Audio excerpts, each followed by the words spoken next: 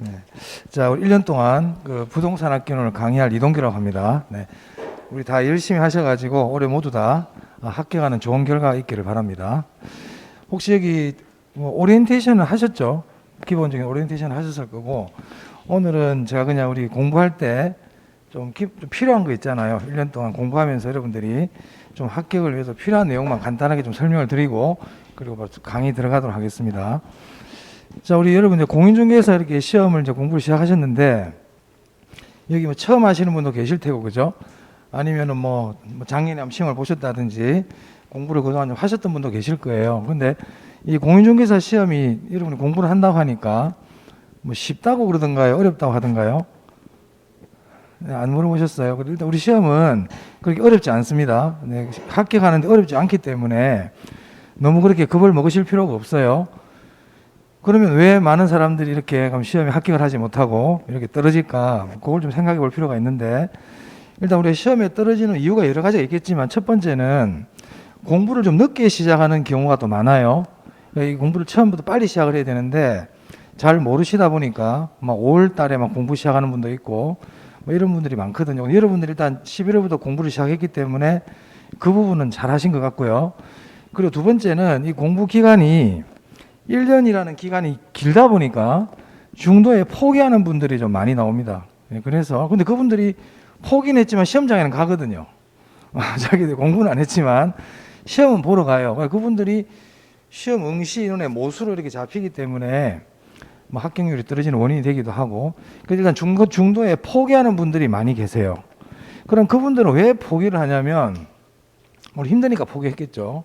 그런데 왜 그분들이 포기한 이유를 보면, 일단 우리 공부하시는 분들이 다 성인분들이고 사회생활을 다 하시잖아요. 그죠? 그러다 보니까 이 공부하고 다른 일하고 이렇게 우선순위를 둘 때 공부가 우선순위에서 밀리는 거예요. 그래 무슨 일이 생기면 그 일을 하러 가버리고 뭐 집안일을 본다든지 뭐 이런 쪽에 신경을 많이 써버리고 공부를 조금 이렇게 뒤로 두는 경우가 많아요. 왜냐하면 그건 이제 본인이 힘드니까 그러겠지. 힘드니까, 그죠? 그래서 여러분들은 올해 일단 이 공인중개사 합격을 우선순위로 두고 공부하시기 바랍니다. 예. 왜냐하면 이게 시험 기간이 1년이라는 긴 기간이기 때문에 이 정신력이 아주 중요합니다. 그리고 공부라는 게 여러분들이 그동안 안 하시던 공부를 갑자기 하다 보니까 힘들거든요. 공부도 뭐 내용도 힘든 것, 내용이 힘들다기보다는 이 공부 자체가 힘들어요. 매일 학원에 오는 것도 힘들고, 네, 뭐 책상에 앉아 있는 것도 힘들고, 이 과정 자체가 힘들어요. 안 하시던 거기 때문에. 그래 가뜩이나 힘든데 옆에 무슨 일이 생기면 뭐 잘 됐다 이런 핑계 해가지고 그냥 관두고 이런 경우도 자주 있습니다. 그래서 우선순위를 이 공부에다 두셔가지고 올해 꼭 합격해야 되겠다. 이 본인의 다짐이 매우 중요합니다. 그래서 늘 나는 올해 꼭 합격한다. 내가 떨어지면 다 떨어진다. 내가 안 붙으면 누가 붙으리. 이런 마음으로 학원을 공부를 하셔야 돼요. 자, 그리고 일단 공부에 대한 계획도 좀 세우셔야 되는데, 이 학습 계획을 세울 때는 너무 무리한 계획은 세우지 마세요. 네, 너무 무리한 계획을 세우다 보면 실천이 안 돼. 내가 만약에 하루에 공부할 시간이 한 4시간 정도 되는 데 있잖아요. 학습 계획을 4시간 이렇게 짠단 말이야. 그럼 그 실천 못 해요. 그러니까 내가 4시간 정도 공부할 시간이 있으면 한 2시간 정도 하겠다. 이런 식으로 한 여유롭게 계획을 세우라는 거예요. 그러면 우리가 좀 실천을 좀 할 수 있거든요. 근데 내가 너무 타이트한 계획을 세워가지고 실천을 못하면 실망이 생겨. 본인한테 실망이 돼. 그러니까 본인에 대한 실망이 생기면 포기하거든요. 내가 그럼 그렇지 이런 식으로 돼가지고 자신감을 잃습니다. 그래서 조그마한 성취들이 모여가지고 큰 성취가 이루어지기 때문에 계획을 조금씩 할 수 있는 편안한 계획을 세워가지고 하나씩 달성해 가시는 게 좋아요. 그래서 우리가 11월, 12월은 어차피 우리가 1월부터 이제 기본적인 강의가 들어가기 때문에 11월, 12월은 내가 공부하는 체력을 키운다. 이 공부에 대한 좀 자신감을 갖게 하겠다. 이런 쪽에다 포인트를 맞춰가지고 11월, 12월을 보내시는 게 좋습니다. 자, 그리고 아까 제가 우리 시험은 쉽다고 그랬잖아요. 그죠? 자, 이거는 뭐 여러분들을 뭐 이렇게 위로하기 위해서 말씀드린 게 아니고 실제로 우리 시험 어렵지 않아요. 시험을 또 어렵게 낼 이유도 없어요. 출제자들이. 왜냐하면은 시험을 쉽게 내도 뭐 다 틀리고 하기 때문에 굳이 시험 문제를 어렵게 내가지고 요걸 얻어먹을 필요가 없습니다. 자, 40문항 중에 어려운 문제도 있어요. 어려운 문제도 있고 계산 문제도 있고 있거든요. 하지만 그런 문제는 출제자들이 틀리라고 내는 거예요. 어렵게 만들기 위해서. 그렇다고 그 문제가 포지션이 많은 걸 비중을 차지하는 게 아니거든요. 그러니까 어렵게 내고 계산 문제 같은 경우는 그냥 틀려줘도 괜찮아요. 틀려줘도 괜찮고 중급, 하급의 난이도의 문제들이 많이 나온단 말입니다. 그 문제를 맞추면 돼요. 근데 그 문제를 맞출 생각을 안 하고 어렵게 나오는 걸 자꾸 고민을 하거든요. 이거 어렵게 나온다던데 어떡하지? 계산 문제가 나온다던데 어떡하지? 뭐 어떡하긴 어떻게 안 풀면 되지. 네? 안 풀면 되잖아요. 쉬운 걸 어떻게 하지? 쉬운 걸 왜 틀리지? 이걸 고민하세요. 그러니까 기본이 되는 문제만 맞춰도 다 합격합니다. 다 합격합니다. 그래서 어려운 쪽에는 신경을 쓰지 말고 꼭 알아야 될 내용들만 내가 잘 정리하자. 그래서 시험장 가가지고 60점만 받자. 이런 마음으로 공부하시면 돼요. 아시겠죠? 그리고 저는 저와 같이 1년 동안 공부하시면, 저도 내 나름대로 목표가 있죠. 1년 동안 저와 같이 공부하신 분은 개론은 70점을 넘겨드리자가 제 목표입니다. 그래서 개론을 70점을 넘기면 민법은 50점만 받아도 60점이 나오잖아요. 그죠? 그래서 충분히 합격할 수 있는 시험이니까 너무 염려하지 마시고 열심히 하시면 되고요. 그리고 학원엔 절대 결석하시면 안 돼요. 결석하면 포기해요. 그래서 학원은 힘들더라도 여기 와서 그냥 졸면 안 되겠지만 여기 가서 공부는 좀 하든 둘째 문제지만 일단 학원은 빠지면 안 돼요. 학원을 이틀, 3일 이렇게 빠지다 보면 결국 계속 안 나오게 되거든요. 그래서 힘들더라도 학원에는 빠지지 마시고 꾸준히 나오시기 바랍니다. 아시겠죠? 네. 자, 그러면 그 외에 공부와 관계되는 것도 강의 중간중간에 제가 말씀을 드리고요. 우리 차례 한번 보겠습니다. 차례.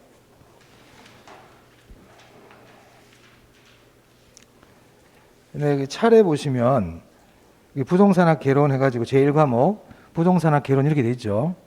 이 부동산학 개론은 크게 세 파트로 이루어져 있습니다. 그 1편에 부동산학 총론이 있고요. 이 부동산학 총론은 한 두세 문제 정도 출제가 됩니다. 네, 올해는 세 문제가 여기서 나왔어요. 네. 자, 그리고 2편부터 7편까지 30문항에서 31문제 정도 나오고요. 이걸 강론이라 그래요. 2편부터 7편까지 모아서 강론. 그리고 8편이 감정평가인데 감정평가에서 한 7문제 정도 출제가 됩니다. 그래서 40문항이 출제가 된다. 이렇게 보시면 되겠고. 자, 그러면 우리 책 교재요. 8페이지 한번 보겠습니다. 8페이지.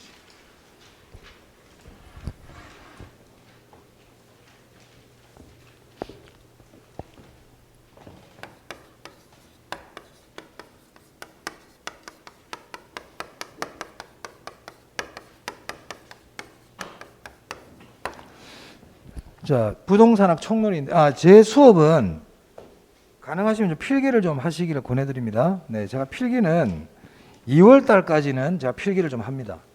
1, 2월까지는. 제가 필기를 하는 이유는, 물론 우리가 공부하는 기본서도 있지만, 기본서 내용은 너무 방대하다 보니까, 여러분들 공부하다 어려우신 게 있으면, 빨리빨리 찾아볼 수 있도록 하기 위해서 제가 노트를 하나 만들어 드리기 때문에, 1, 2월까지는 이제 필기를 하거든요. 그래서 가능하시면 필기를 하시는 게 좋아요. 네. 자, 부동산학 총론의 첫 번째 우리가 알아야 될 내용이 부동산학의 성격입니다. 이 부동산학이라는 거는 그냥 우리 부동산에 대한 공부가 부동산학이겠죠. 네, 시험에서 부동산학이 뭡니까 이런 거 묻지 않아요.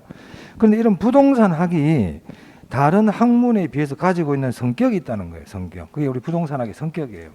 첫 번째는 종합과학입니다. 종합과학. 이 종합과학이라는 말은 이 이름부터가 보니까 종합이라는 말이 들어가잖아요. 그죠? 이 종합이라는 건 뭘 모아놨다는 얘기겠죠. 그 부동산학이라는 학문이 이 대학에 지금은 부동산학과도 있지만 이렇게 부동산학이라는 학문이 생긴 게 얼마 안 돼요. 한 1970년대 정도에 생겼기 때문에 그전에는 부동산학이라는 게 없었습니다. 근데 이 부동산학이라는 게 어떻게 생겼냐면 기존에 있는 학문들 있죠. 법학이나 경영학이나 경제학이나 건축학 기존에 있던 학문들 중에서 부동산과 관계되는 것들을 모아가지고 만든 학문이에요. 한마디로 잡학이지, 잡학. 잡탕. 근데 잡탕 이런 말을 할 수 없으니까 그걸 우리가 종합과학이다 이렇게 표현합니다. 그러니까 여러 학문들과 관계가 있다. 여러 학문들을 모아두었다. 뭐 이런 내용이 되겠습니다. 종합과학. 자, 두 번째. 부동산학은 응용과학이에요. 응용과학.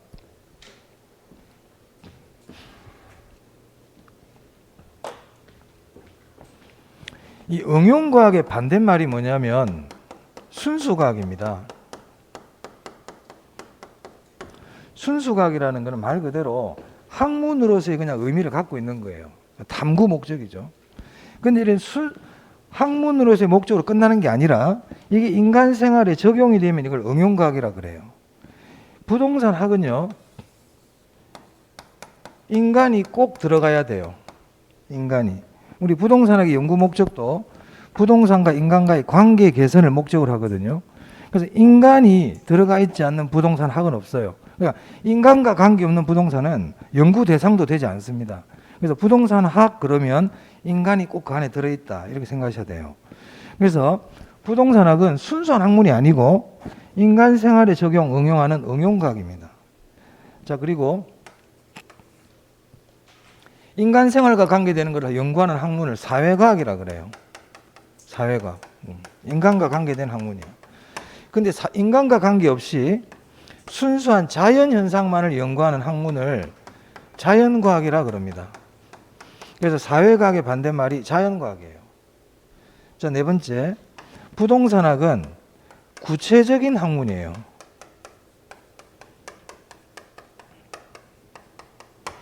구체적의 반대말이 뭘까요? 네, 추상적이거든요.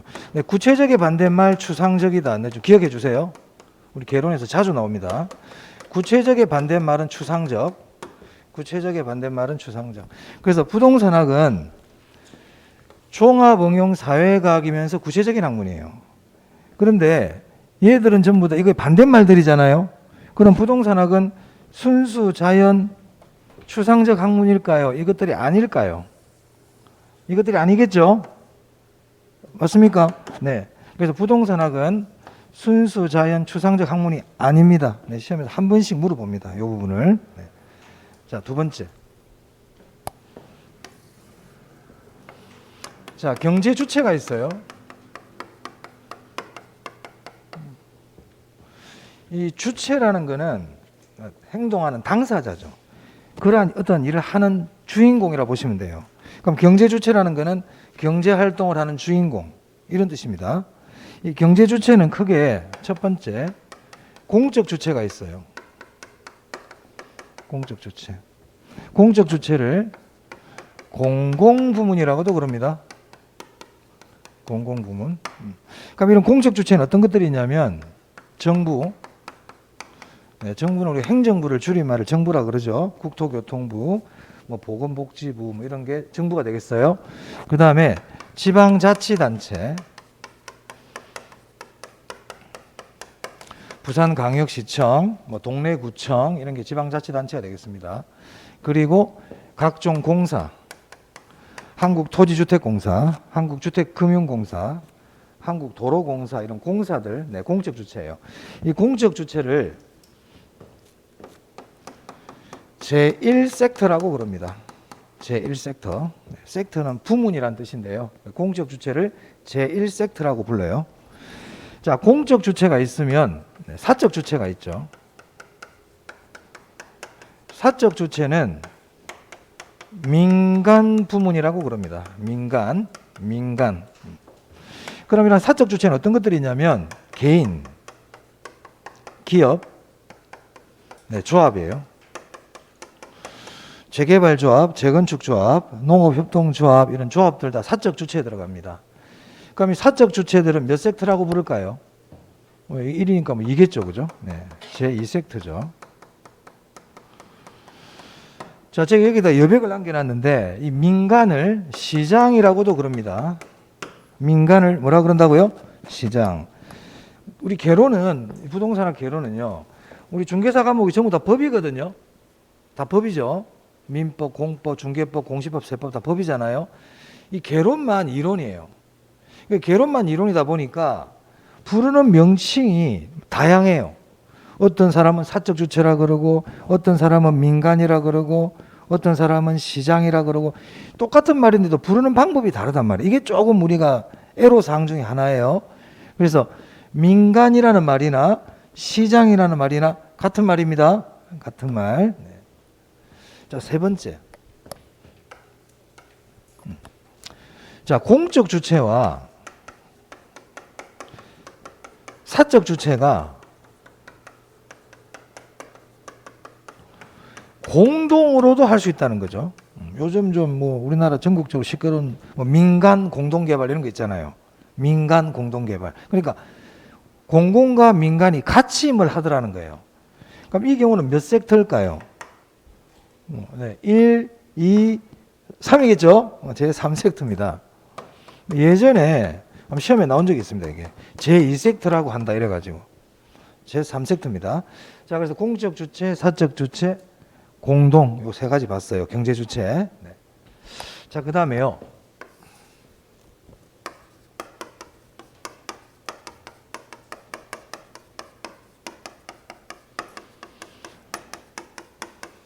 부동산의 3대 측면이라고 있어요. 부동산의 3대 측면. 이 3대 측면이라는 거는 3대 관점 이렇게 보셔도 돼요. 자, 저 예를 한번 들어보겠습니다. 자, 산이 있는데 이 산에 대학교의 조경학과 교수님하고 경영학과 교수하고 법학과 교수 세 분이 산에 올라갔어요. 산에 올라가가지고 그 산을 보더니 조경학과 교수는 참 경치가 아름답다. 물도 맑고 공기도 좋고 그러니까 산을 보는 그대로 이렇게 평가를 하시는 거예요. 자, 그런데 이제 경영학과 교수는 그 산을 보더니 여기에다가 산을 밀고 실버타운을 만들면 참 큰 돈이 되겠구나. 큰 수익을 낼 수 있겠다. 그러니까 이 산을 보고 돈 생각을 하고 있는 거죠, 지금. 네. 자, 그랬더니 옆에서 법학과 교수가 여기는 개발 제한 구역이기 때문에 개발이 불가능합니다. 개발하기가 힘듭니다. 이렇게 법적인 관점에서 그 산을 해석하고 있더라는 거예요. 즉, 하나의 부동산이지만 보는 사람에 따라서 관점이 다를 수가 있죠. 그러니까는 어떤 물건을 봤을 때 볼 수 있는 관점은 많아요. 지금 제가 3가지 했지만 10개가 될 수도 있고 20개도 될 수 있거든. 그런데 부동산에 있어가지고는 중요한 3가지 관점이 있더라 그럽니다. 그걸 부동산의 3대 측면이라 그럽니다. 이 부동산의 3대 측면은 시험에서 부동산의 3대 측면이 뭡니까? 이거는 건 안 물어봐요. 안 물어보지만 우리 개론을 전반적으로 이해하기 위해서는 부동산의 3대 측면은 알고 있어야 된다. 그래서 이 부동산의 3대 측면에 뭐가 있느냐? 첫 번째, 조금 전에 조경학과 교수처럼 그 부동산의 외형을 보고 평가하는 거, 그거를 기술적 측면이라 그래요. 이 기술적 측면은 형태를 가지고 하는 겁니다. 형태, 유형의 측면이죠. 이 앞에 건물들이 많이 있던데요. 이 건물 보고 야 10층짜리 멋진 건물이다. 지하 5층까지 있네. 엘리베이터가 3개나 있구나. 이거 전부 다 기술적 측면인 거예요. 저 건물은 왜 이제 경사가 졌지? 기술적 측면이에요. 형태를 보고 판단한다 이 말입니다. 아시겠어요? 저 건물은 나무로 지었네. 저 건물은 벽돌 건물이네. 다 유형의 측면, 기술적 측면이다 이 말입니다. 자, 두 번째, 아까 경영학과 교수처럼 부동산을 경제활동의 대상으로 보는 거예요. 야, 저 건물 보니까 한 100억 하겠는데? 저 건물 꽤 돈이 되겠는데? 저기에 투자하면 돈 좀 벌겠는데? 이게 전부 다 경제적 측면이에요. 경제적 측면.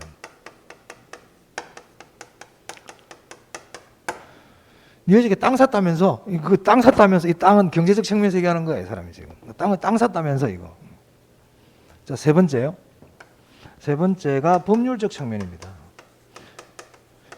야, 그 용적률이 어느 정도 나와? 건축법상? 건축법상 규제는 없어? 이게 다 법률적 관점이에요. 법률적 측면. 그래서 경제적 측면과 법률적 측면은 형태가 아닌 무형입니다. 무형. 자, 부동산의 3대 측면 뭐라고요? 한번 읽어볼까요? 기술적, 경제적, 법률적. 오케이. 자, 여러분 우리가 지금 공부 이제 첫 시간인데요. 첫 시간인데 공부를 할 때 본인이 주인공이 돼야 돼. 강의하는 내가 주인공이 아니고 여러분이 주인공이야. 그럼 주인공은 어떤 게 주인공이에요? 주인공은 대장이지, 한마디로. 대장이라서 마음대로 하는 게 아니고 이 수업 시간에 여러분이 주가 돼야 돼. 이 수업 시간 자체가 내가 주인이라는 생각으로 공부를 해야 돼요. 그렇기 때문에 소극적이면 안 돼. 적극적이어야 돼. 적극적. 어떻게 하면 공부를 적극적으로 한다는 게 뭘까? 조금 전에 제가 부동산학의 성격, 경계 주체, 3대 측면 이걸 설명하고 있잖아요. 그러면 한번 적고 그렇구나 이렇게 넘어가는 거는 적극적인 학습이 아니에요. 우리가 공부를 처음 할 때부터 좀 좋은 습관을 길러야 되거든요. 이걸 하고 나서 제가 이번 넘어갈 때 한번 여러분들은 머릿속에 한 번 더 이걸 한번 읽어보고 이렇게 하는 게 좋아요. 한 번 더. 왜? 집에 가서 공부 잘 안 하시잖아요. 그죠? 공부는 여기서 끝내야 돼. 공부는 우리 공부의 80%는 언제 끝낸다? 수업 시간에 끝내는 거예요. 근데 대부분의 수험생들이 어떤 생각을 하냐면 집에 가서 동영상 좀 보지 뭐. 봅니까? 난 동영상 본다고 그러고 보는 사람 본 적이 없어요. 30분 보다 꺼버리잖아. 동영상을 3시간, 4시간 본다는 자체는 물리적으로 불가능해요. 하루는 볼 수 있겠지. 하루는. 1년 동안 본다고? 못 봅니다. 보는 사람 본 적이 없어요. 그러니까 동영상을 보겠다는 생각 자체는 버려. 동영상은 어쩔 수 없을 때 보는 거예요. 내가 학원을 못 왔다든지 수업 시간에 그때 내가 깜빡 졸아가지고 못 들은 부분을 본다든지 이때 이용하는 거지. 수업 시간에는 탱야탱이 하다가 집에 가서 나중에 동영상 보지 뭐 이런 생각을 조금이라도 하시는 분이 있다면 좀 빨리 버리셔야 돼요. 그게 습관되면 안 되거든. 그러면 안 된단 말이야. 그러니까 공부는 언제 끝낸다? 수업 시간에 끝내. 그게 공부 잘하는 사람들이야. 그래서 예전에 우리 학력고사 1등을 해도 인터뷰가 뭐라 그래요? 수업 시간에 충실했습니다. 교과서 위주의 공부를 했어요. 그럼 사람들이 뻔한 얘기 한다 그러지만 아니야, 그게 뻔한 얘기 하는 게 아니고 그게 진짜로 그렇게 했어. 수업 시간이 중요하다니까. 그래서 수업 시간에 앞에 강의하는 사람들에게 아주 집중해야 됩니다. 이 사람이 뭐 하는지 눈을 떼면 안 돼요. 콧구멍을 후비, 귀를 후비 다 보고 있어야 돼. 네? 그리고 이게 끝날 때마다 제가 조금씩 텀을 두거든요. 이렇게 바로바로 빨리빨리 안 하고요. 그때는 앞에 했던 걸 한번 여러분이 머릿속에 한번 새기면서 가는 게 좋아요. 그런 게 적극적인 학습이야. 내가 주인이 된 학습. 내가 주도가 된 학습. 그렇게 공부를 하다 보면 좋은 점들이 많습니다. 수업이 지루하지 않고요. 안 졸려요. 안 졸려. 우리가 경기장에서 손님을 이렇게 뚝 보고 있으면 잠이 오는데 내가 직접 운동장에 뛰어들어가면 땀도 나. 잠도 안 오고. 그러니까 내가 이 수업의 주인공이 돼야 돼. 아시겠죠? 그러니까 의도적으로 자꾸 생각해야 됩니다. 또 망각을 하거든요. 그러니까 좀 내가 해해지다가도 내가 주인공인데 내가 적극적으로 해야 되는데 이런 마음을 자꾸 리마인드 해야 된다. 꼭 그렇게 하세요. 11월 달부터는 우리 학습 습관을 기르는 게 더 중요하단 말이야. 공부하는 것도 중요하지만 이 학습 습관을 처음에 잘 잡아야 끝까지 갈 수 있어요. 그게 중요하다. 어찌 보면 하나 배우는 것보다. 자, 3대 측면 뭐라고요? 기술적, 경제적, 법률적. 네, 그렇습니다. 자, 그 다음에 네 번째 효율성과 형평성입니다.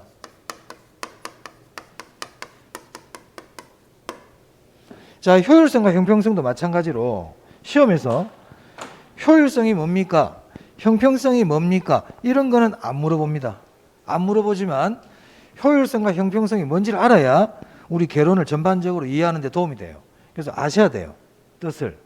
자, 효율성이 뭔지 한번 볼게요. 효율성. 형평성.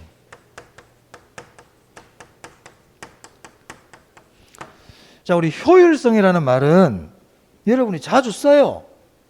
평소에. 자, 야, 너 시간 좀 효율적으로 써. 이런 얘기 해요, 안 해요?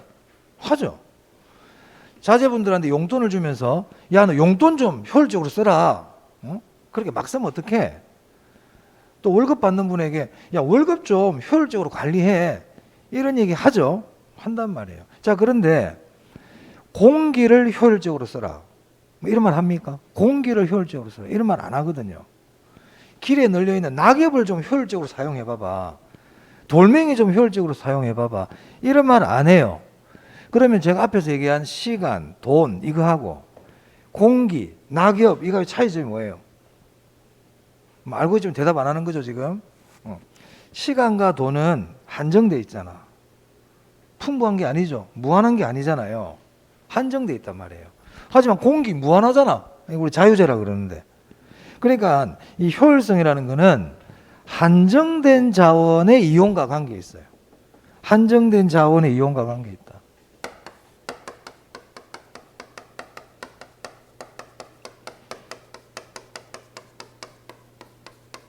네, 이용. 한정된 자원의 이용과 관계에 있어요. 그럼 한정된 자원을 그럼 어떻게 이용해야 될까? 이게 효율성이거든요. 자, 우리가 또 물건을 만들려면 원료가 들어가야 돼요? 안 들어가야 돼요? 원료가 들어가야 물건이 나올 거 아니에요. 투입이 돼야 결과가 나오겠죠. 그렇습니까? 그래서 투입, 산출이라는 게 있단 말이에요. 투입은 원인이고 산출이 결과물이에요. 자, 그럼 원료를 투입하려고 그러는데 원료가 무한하다, 한정돼 있다. 한정돼 있잖아. 우리 뭐 원료 뭐 무조건 석유 한정돼 있어요? 안 돼? 석유. 한정돼 있잖아. 우리 자원은 한정돼 있다니까. 자원은 무한합니다. 유한합니다. 한정돼 있다고요. 토지도 무한해요. 토지도 한정돼 있어요. 한정돼 있잖아요. 그러니까 자원은 한정돼 있단 말이야. 그러면 자원을 투입해 가지고 결과물이 나와야 되는데 이 투입하는 자원은 한정돼 있으니까 많이 집어넣을 수가 있어요? 없어요? 없잖아요. 아니 많으면 많이 써도 되지. 없는데 한정돼 있는데. 그러니까 투입은 많이 할 수 없는 거예요. 그럼 투입을 많이 못하면 결과물도 작게 나오겠죠. 그렇잖아요. 적게 넣으니까 적게 나오는 건 당연한 거야. 이거는 효율성이 아니야. 효율성은 뭐냐? 집어넣는 건 적게 집어넣었지만 나오는 결과물은 많이 나오도록 해보자. 이거를 연구해보자. 이게 효율성이에요. 집어넣는 건 적게 집어넣었지만 결과물이 최대한 나올 수 있도록 하는 게 어떤 방법이 있을까? 이런 걸 찾아가는 게 효율성이에요. 자, 여러분 공부하는 시간 하루 3시간밖에 없어. 내가 투입할 수 있는 시간은 3시간밖에 없다니까. 그런데 이 3시간을 이용해 가지고 합격을 해야 돼. 그럼 어떻게 합격할까? 이걸 연구해야 될 거 아니에요. 이 3시간을 어떻게 내가 이용을 해야 합격을 할 수 있을까? 그 방법을 찾아야 될 거 아니에요. 이런 게 효율성이라고요. 그럼 예를 들어서 1차 과목이 중요하다 그러던데 그럼 1차에 내가 한 시간을 2시간을 할애하고 2차 과목에는 한 1시간을 내가 할애해야 되겠다. 아침에 일어나니까 좀 집중이 잘 되니까 이 3시간을 아침에 내가 집중적으로 배치해야 되겠다든지 이렇게 방법을 찾아가야 될 거 아닙니까? 이게 효율성이다 이 말이에요. 효율성은 최소의 투입으로 집어넣는 건 조금만 집어넣고 결과는 최대의 결과가 나올 수 있도록 이용해 보자. 이게 효율성이에요. 그럼 보세요. 투입이라는 건 일종의 원가거든. 원가, 비용. 그 집어넣는 거는 조금만 집어넣고 나오는 거는 많이 나오면 이익이 어떻게 되겠어요? 이익이 극대화 안 되겠어요? 그렇죠? 그래서 효율성은 이윤 극대화야. 이윤 극대화. 한마디로 이게 이윤 극대화를 위한 걸 찾는 방법인 거예요. 어떻게 하면 이윤을 극대화시킬까? 이게 효율성입니다. 그래서 효율성을 경제원리라고도 그래요. 경제원리. 시장원리라고도 그럽니다.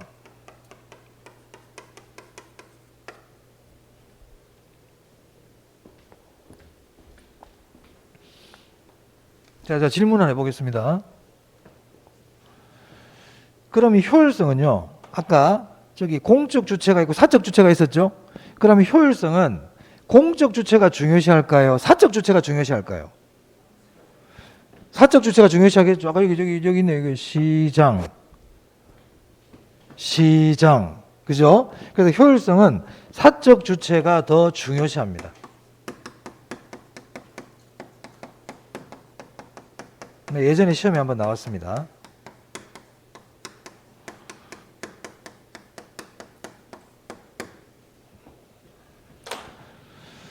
자, 효율성 봤고요. 효율성. 자, 그 다음에 형평성이에요.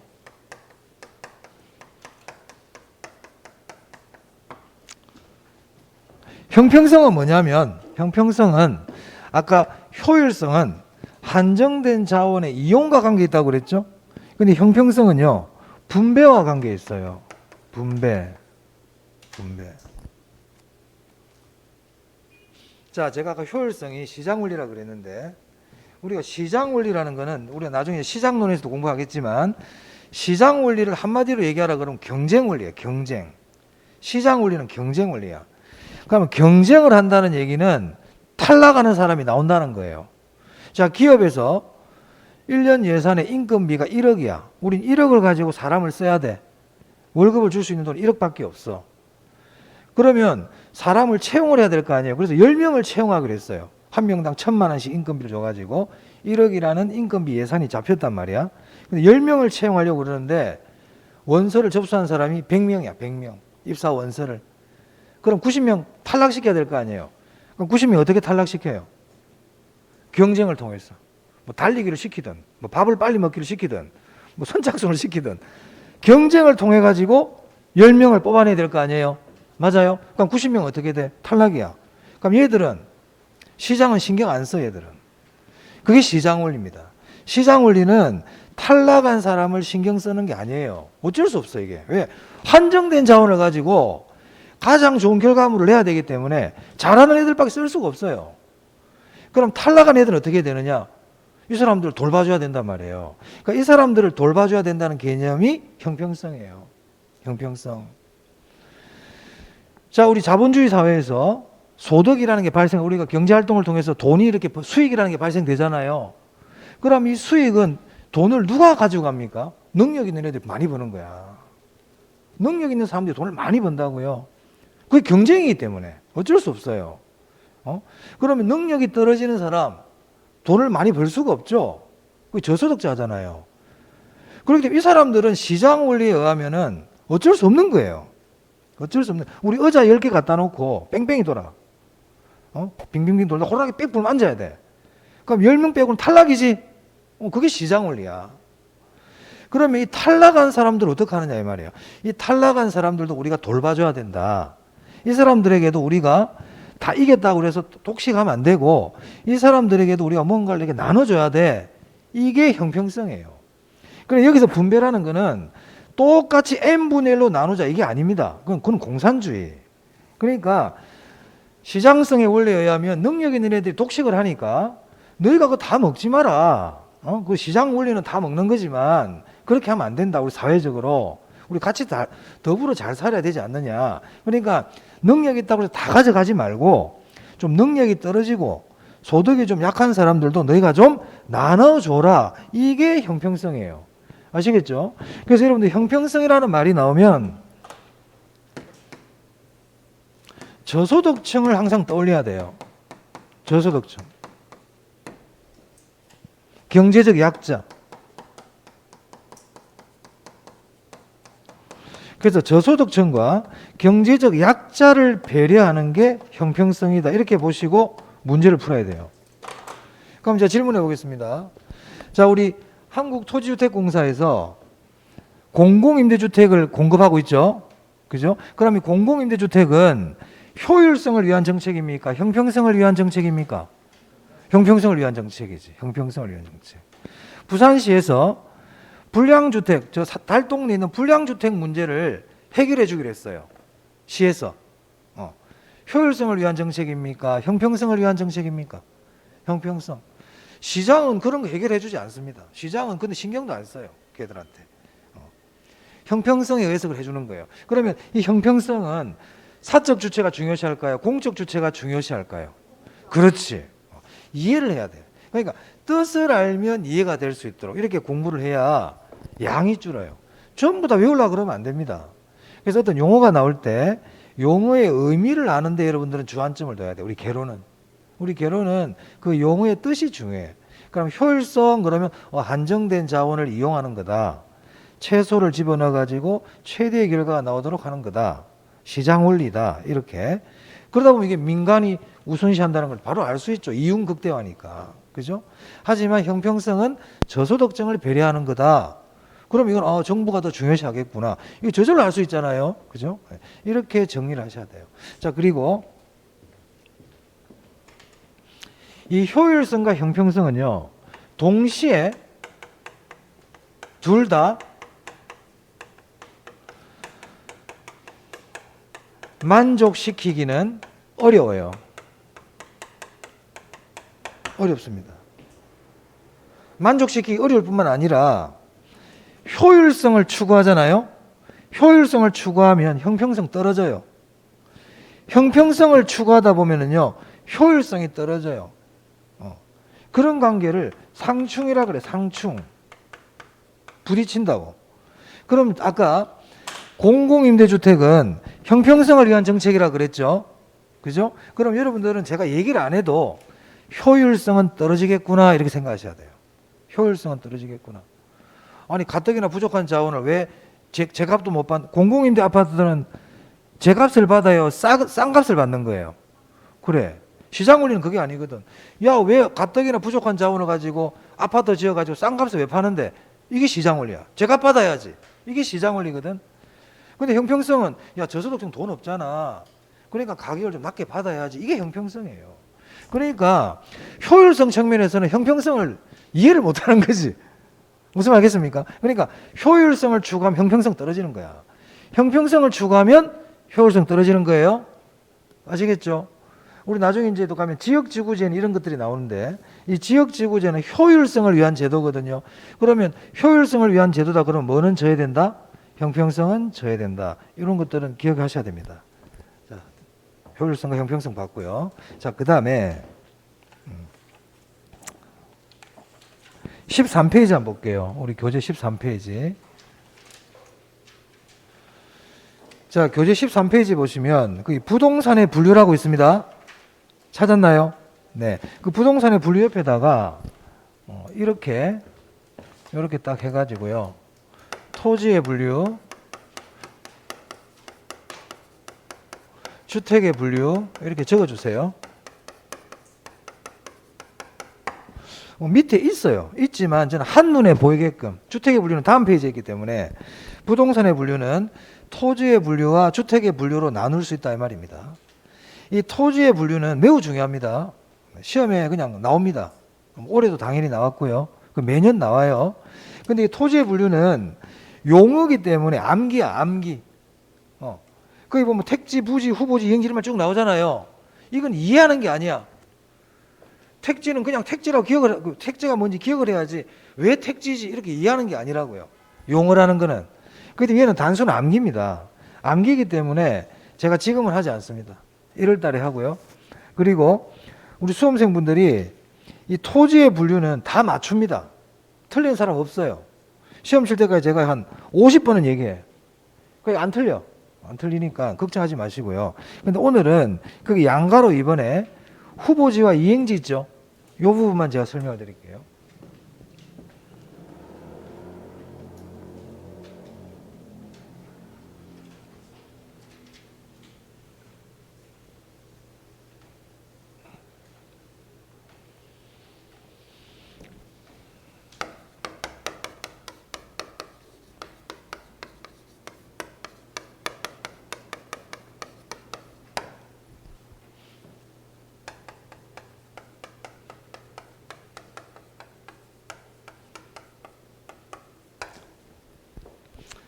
자, 토지의 용도지역이라는 게 있어요. 용도지역. 이 용도지역이라는 거는 토지를 용도에 따라 나눴다 이 뜻이거든요.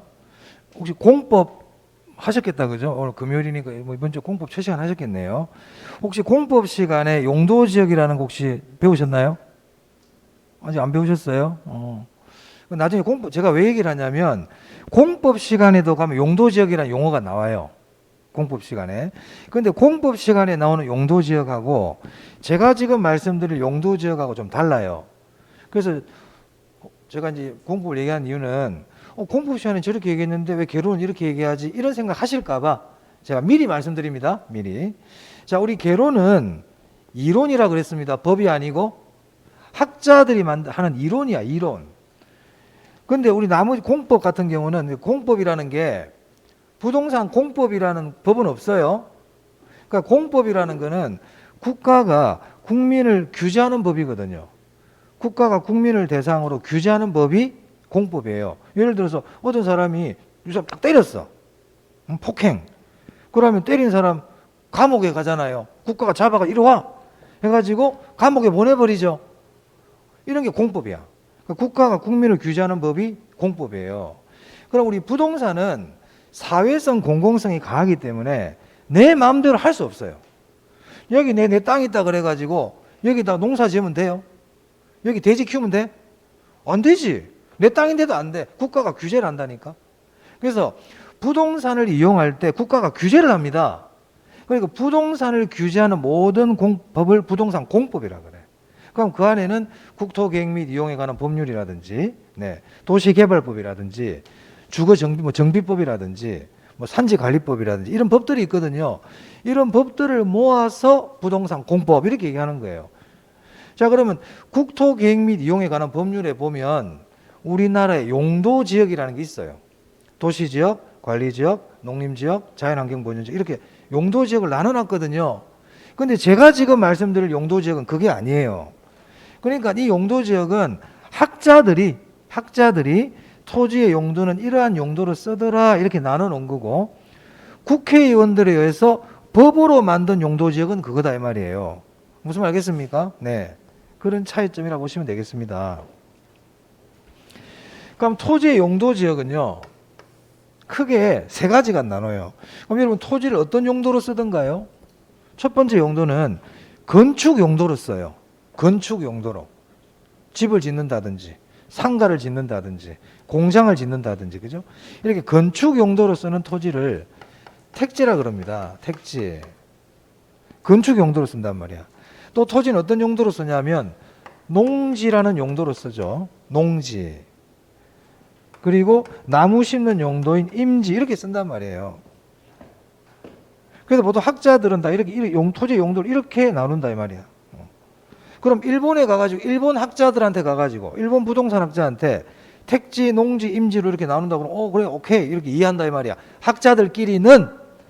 근데 일본에 가가지고 우리나라 국토계획 및 이용에 관한 법률에 나와 있는 도시지역, 관리지역, 농림지역, 자연환경보전 이렇게 얘기하면 걔들은 모를 수 있다 이 말이야. 그게 이론과 법의 차이입니다. 아시겠죠? 그런 차이가 있다 이 말이야. 어찌됐든 자, 이 택지는 다시 주거용 택지, 상업용 택지,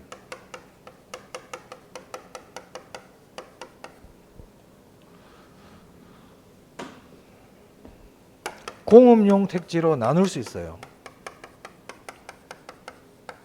그래서 우리가 보통 택지 그러면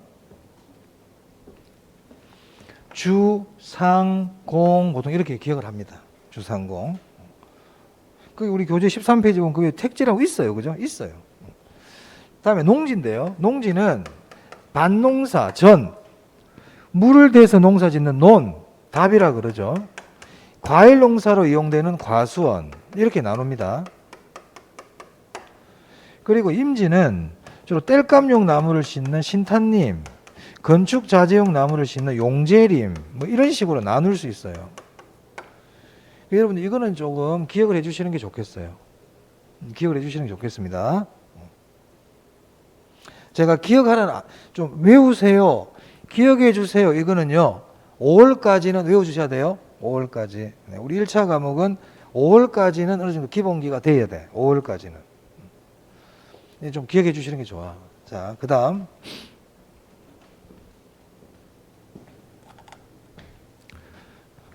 토지는 용도의 변경이 가능합니까? 토지는 용도 변경이 가능한가요? 지금 전으로 쓰고 있는데 택지로 바꿀 수 있나요? 됩니다. 됩니다. 토지는 용도 변경돼요. 그러면은 우리 왜 여기 부산 외곽 지역에 옛날에 논밭이었는데 지금 아파트 들어선 지역 있어 없어? 있지. 저기 어디야? 저기 기장 저쪽에도 동부산 쪽에 지금 그 많이 짓고 있잖아요. 그 원래 논밭이었잖아. 이미 하고. 근데 여기 어떻게 택지가 됐겠어요? 용도를 바꿨으니까 됐지. 그러니까 토지는 용도 변경이 가능해요? 토지는 용도 변경이 가능합니다. 용도 변경이 가능해요. 가능하다. 자, 그러면 지금 농지인데 택지로 용도 변경이 되고 있어. 우리 용도 변경을 전환이라고도 그러거든요. 용도의 전환. 변경이 전환이잖아요. 그러니까 토지의 용도 변경을 용도 전환이라고도 그래요. 지금 농지인데 택지로 전환 중에 있어. 전환 중에 있다고. 뭐 서류가 지금 이제 통과되고 있는 과정이야. 형질 변경 중에 있다 이 말입니다.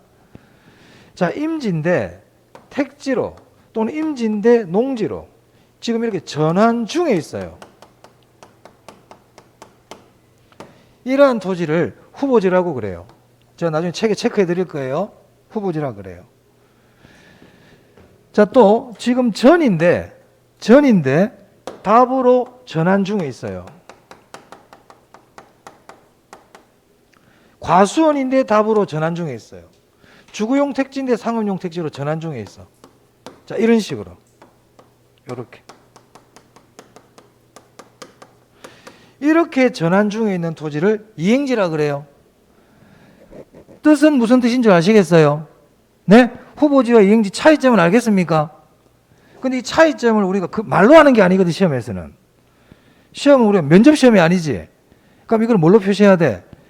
글자로 나오거든요. 그러니까 우리가 알고 있는 내용을 출제자는 글자로 어떻게 표현하는지를 알아야 돼. 그게 표현 방법을 알아야 된단 말이야.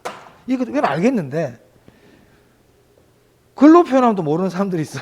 자, 그래서 교재 한번 보겠습니다. 교재. 아니, 줄치지 마세요. 자, 후보지와 이행지 볼게요. 후보지. 부동산의 용도적 지역인 택지지역, 농지지역, 임지지역 상호 간에 전환되고 있는 토지를 말한다. 이렇게 돼 있고, 이행지는 보니까 택지지역, 농지지역, 임지지역 내에서 전환되고 있는 토지를 말한다. 이렇게 돼 있네요. 그러면 후보지와 이행지에서 택지지역, 농지지역, 임지지역이라는 말은 다 들어가네요. 다 들어가죠. 그리고 거기 전환되고 있는 토지, 전환되고 있는도 다 들어가네요. 공통적으로. 그럼 차이 나는 게 뭐예요? 차이 나는 글자가 후보지는 뭐라고 돼 있고 상호간에, 이행지는 내에서. 그래, 그게 포인트네. 자, 그래서 후보지는 상호간에를 줄을 쳐야 돼. 딴 데 줄 필요 없어. 상호간에. 이행지는 어디를 줄 쳐야 될까요? 내에서. 그렇죠. 그래서 우리가 이 글을 읽을 때 중요한 글자를 찾아내는 연습을 많이 해야 된다. 그게 포인트야. 그러면 후보지와 이행지는 시험에 아주 자주 나옵니다. 그러니까 후보지란 딱 나오면 상호간을 찾으면 돼. 상호간을 찾으면 된다고. 요즘 대선 기간인데 대권 후보 상호간에 비방하면 안 돼. 후보 상호간에. 상호간에 나오면 후보지입니다. 그러면 내에서 나오면 뭐라고요? 이행지. 그렇지. 됐죠? 그렇게 기억하시면 되겠습니다. 자, 그리고 아까 제가 용도의 변경을 전환이라 그랬잖아요. 이거를 다른 말로 이행이라 그래도 괜찮아요. 그러니까 이행지라고 부른단 말이에요. 그래서 용도의 변경이란 말이나 전환이라는 말이나 이행이라는 말이나 같습니다.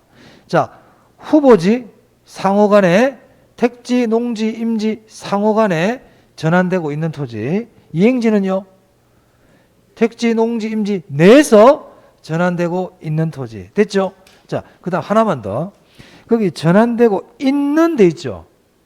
있는 동그라미 하세요. 있는을 동그라미를 따게. 그럼 전환되고 있는 이 말은 전환이 끝났다는 겁니까? 지금 전환 중에 있다는 겁니까? 전환 중에 있다는 거예요.